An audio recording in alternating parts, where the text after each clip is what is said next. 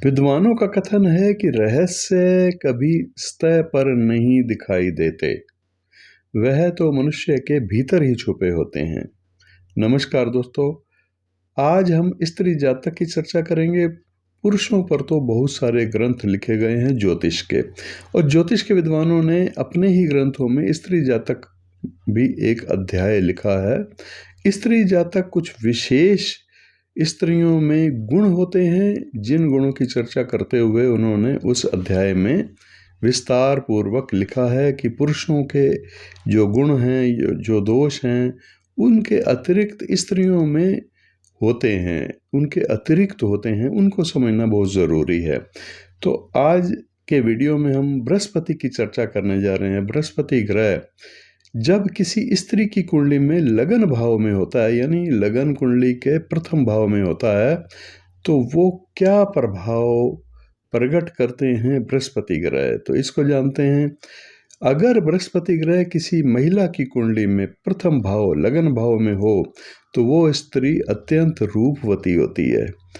रूपवती ही केवल नहीं होती, सत्यवादिनी होती है, मतलब सत्य बोलने वाली होती है, कभी झूठ का सहारा कम से कम लेती है, गंभीर होती है, विचारशील होती है, सत्य का पक्ष लेने वाली होती है। कभी भी कोई विवाद की बात हो किसी दो व्यक्तियों के बीच में, तो उन दोनों में वो सत्य का साथ देने वाली होती है, सत्य का पक्ष लेने वाली होती है। सभी सुखों से युक्त होती है ये महिला, और श्रेष्ठ होती है, यानी स्त्रियों में श्रेष्ठ इसको माना गया है। सद्बुद्धि वाली होती है ये स्त्री, और धन या संतान से संपन्न होती है, युक्त होती है। ये स्त्री रानी के समान अपने जीवन में सुख प्राप्त करने वाली होती है, सुखी होती है, और अपने पति की प्रिया भी होती है, यानी पति का उस महिला से ज़्यादा लगाव भी होता है। ये है लगन में बृहस्पति होने से। लगन में बृहस्पति किसी भी राशि का हो, अगर उच्च राशि का होगा तो बहुत ही ज़्यादा शुभ फल प्राप्त होंगे, लेकिन अगर मित्र राशि का हो तो थोड़े कम हो जाएंगे, अपनी राशि का हो तो, और इसी तरह से अगर वो सम राशि का हो तो मध्यम गुण तो होंगे ही होंगे। लेकिन अगर बृहस्पति ग्रह नीच राशि का भी हो तो भी कुछ ना कुछ गुण ही होंगे, दोष बृहस्पति नहीं प्रकट करते।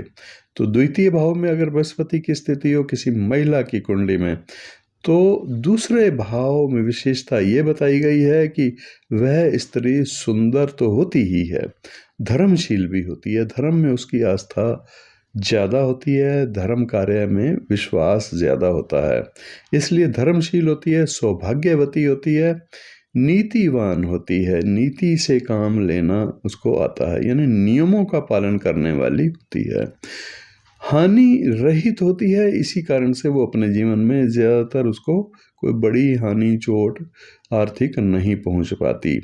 धनवती होती है, श्रेष्ठ होती है, श्रेष्ठ पति से युक्त भी होती है, उसका पति भी श्रेष्ठ होता है, और उत्तम कुटुंब वाली होती है। ये स्त्री स्वयं भी सुखी रहती है, और अपने गुणों या अपने स्वभाव के कारण सभी और आदर प्राप्त करने वाली भी होती है। अब तीसरे भाव में बृहस्पति किसी स्त्री की कुंडली में तृतीय भाव में किस प्रकार के गुण प्रदर्शित करते हैं। यदि तीसरे भाव में बृहस्पति की स्थिति हो तो स्त्री कृश शरीर का मतलब दुबले पतले शरीर वाली, गौरव रहित होती है, यानी उसकी कोई खास मान सम्मान प्रसिद्धि नहीं होती, पराक्रम भी उसका नहीं दिखाई देता कहीं, बहुत से दोष भी को लोगों को उसमें दिखाई देते हैं। लेकिन अगर बृहस्पति अशुभ ग्रहों से युक्त या दृष्ट हो तब ऐसा होता है, नहीं तो सामान्य स्त्री होती है। वह अगर क्रूर ग्रहों के द्वारा पीड़ित हो या क्रूर ग्रहों की दृष्टि हो बृहस्पति की ऊपर, तीसरे स्थान में बृहस्पति होने के साथ साथ, तो कृपण होती है, गौरव से रहित होती है, वो बुद्धि भी उसकी जो है पूरी तरह से समुचित मार्ग में, जिस मार्ग में उसको बुद्धि को चलना चाहिए उस मार्ग में नहीं चल पाती। भाइयों के सुख से लेकिन युक्त होती है, पति प्रेम उसको ज़्यादा नहीं मिल पाता।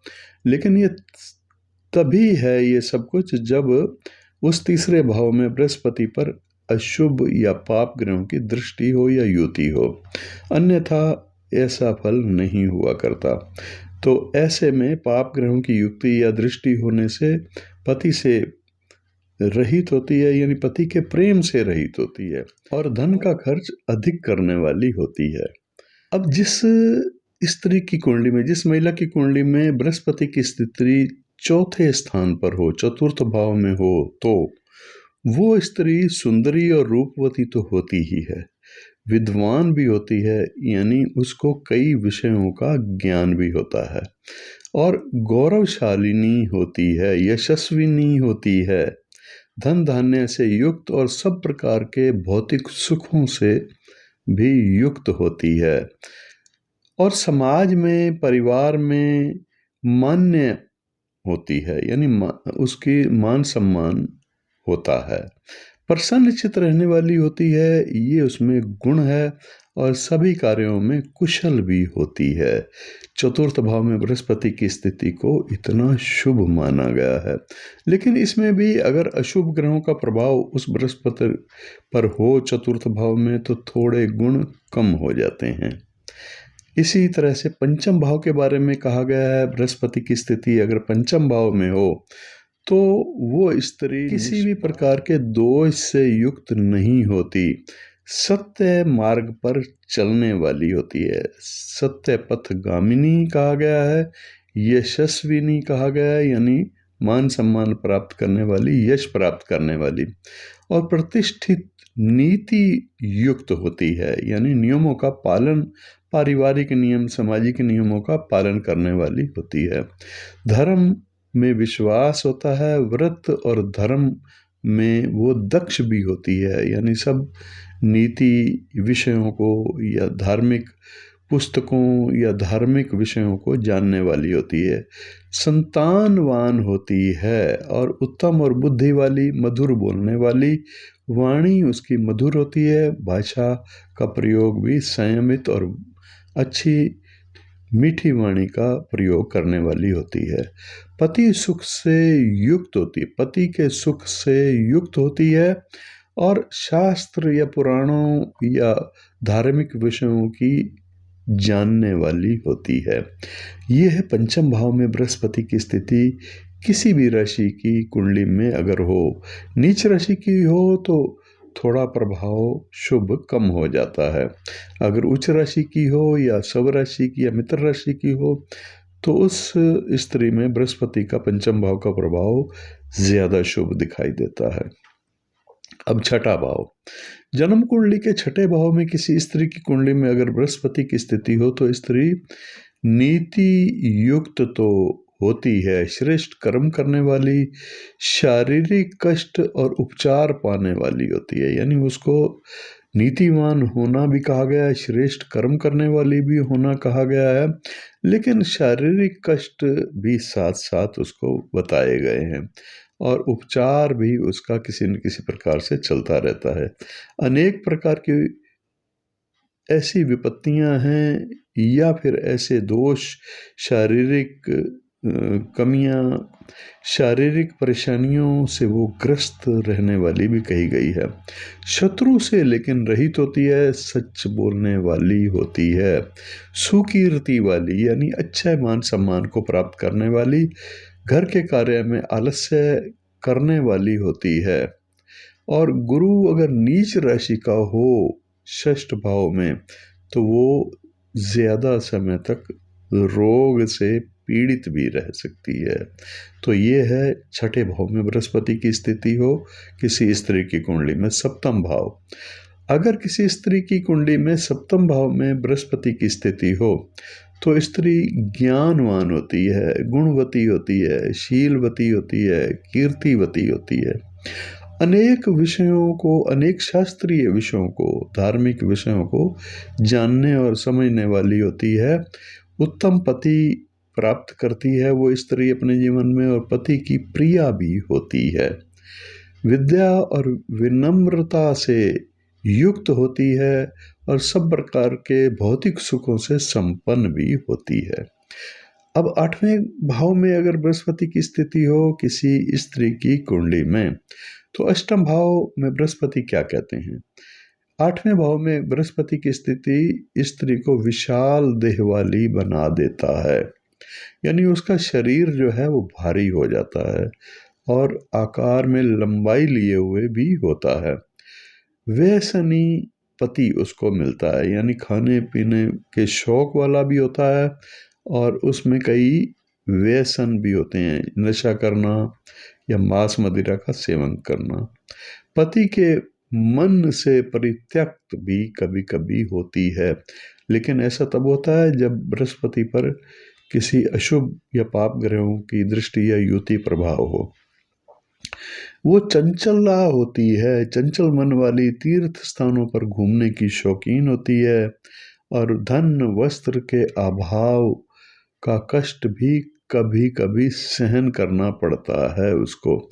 पति दूर रहता है, इस कारण से हो सकता है कि उसको सहन करना पड़ता है, ऐसा भी कहा गया है।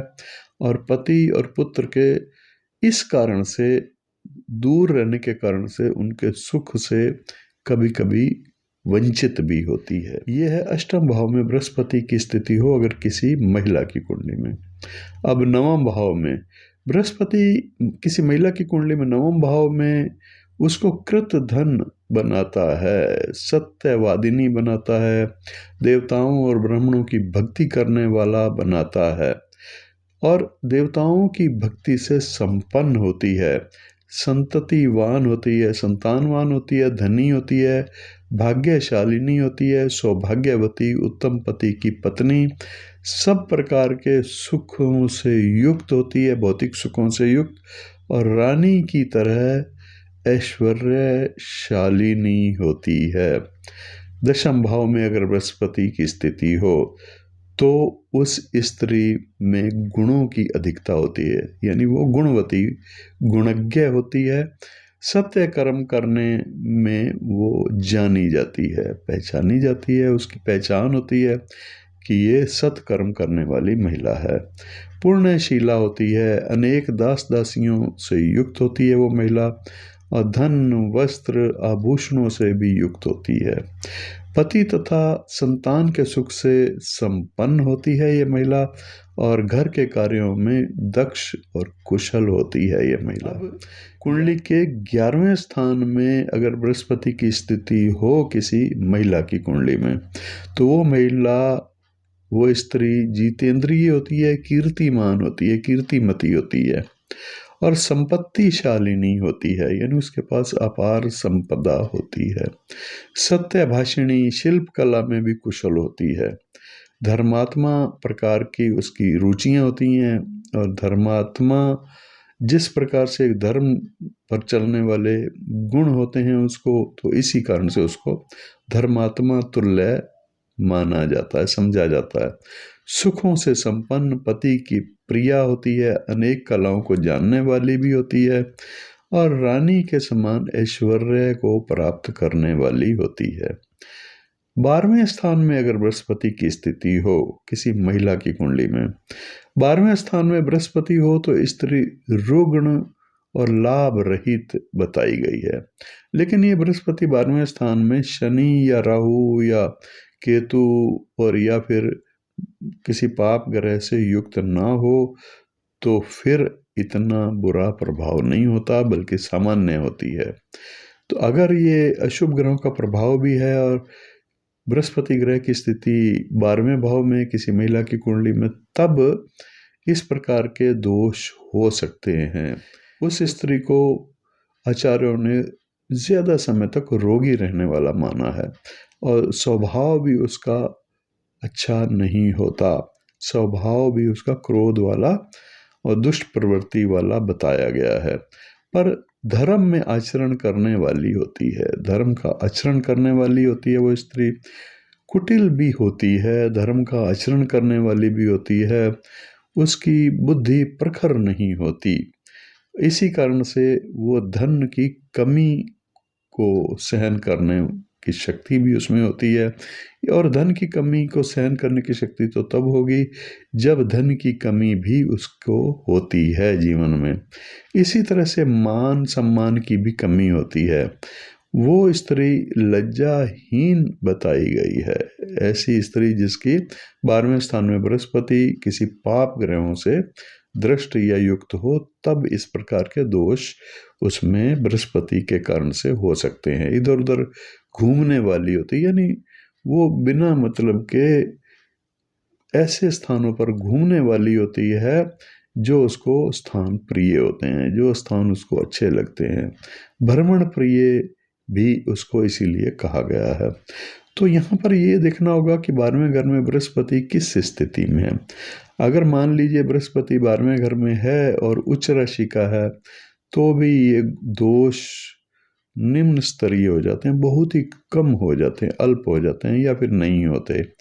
और अगर बृहस्पति उच्च राशि का, सब राशि का या मित्र राशि का होते हुए भी उन पर अशुभ ग्रहों का प्रभाव है, तो इसका मतलब ये है कि वो फिर भी दोष से किसी न किसी रूप में युक्त हो जाती है। उसकी कुंडली का 12वां घर उसको दोष से युक्त बनाता है। तो दोस्तों, ये था आज का वीडियो जिसमें आपने समझा कि बृहस्पति की स्थिति किसी महिला की कुंडली में कहाँ पर हो, किस हाउस में हो, तो कैसा उसका स्वभाव होता है, कैसा उसका शारीरिक या फिर मानसिक लक्षण होते हैं।